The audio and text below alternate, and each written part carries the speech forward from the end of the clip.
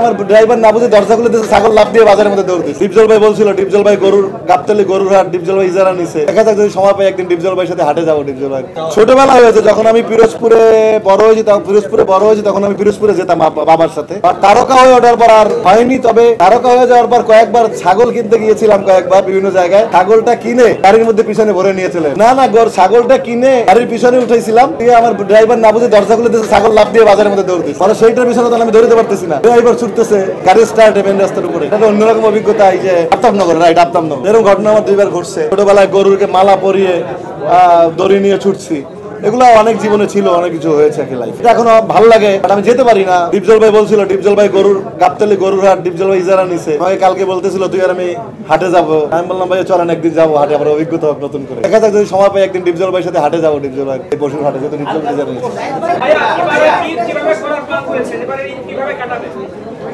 আমি ঈদের একদিন আগে ফিরবো দেশে, মুম্বাই থেকে। গরু বা বাসায় তো একটা গরু কিনবেই, সবাই কিনে, ভাই বোনরা আছে। আমি একটা গরু দেই, আবার সাথে খাসিও কোরবানি দেই। এটা কোরবানি দেওয়ার ইচ্ছে আছে, কিনবো। এসে কোরবানির দিন তো সকাল থেকে নামাজ কালাম পড়বো, তারপরে হয়তো ঈদের পরের দিন একটু আমার বাবা মার কবর জিয়ারত, যেটা আমার জীবনের সবচেয়ে বড় এখন কাজ, সেখানে একটু হয়তো যাবো পিরোজপুরে। এসে আবার একদিনই থাকতে পারবো দেশে, 18-19 হয়তো 20 তারিখে আবার ফ্লাই করবো দুবাই। Already ticket ready. দুবাইতে 22 তারিখে আমার শো আছে, বাংলা কার্নিভেল, বাংলা ফেস্টিভ্যাল আর কি। সেই বাংলা কার্নিভেলে যাবো আর কি দুবাইতে। এইভাবে হয়তো 2-3 দিন থাকার সময় পাবো, এইভাবেই কাটাবো আর কি ভাই বোনদের সাথে। ঈদে আমার সোনার চট ছবিটা প্রিমিয়ার হবে চ্যানেল আইতে, দেখার ইচ্ছা আছে চ্যানেলে। সবাই আপনাদেরকে নিয়ে দেখেছি, চ্যানেলে দেখবো।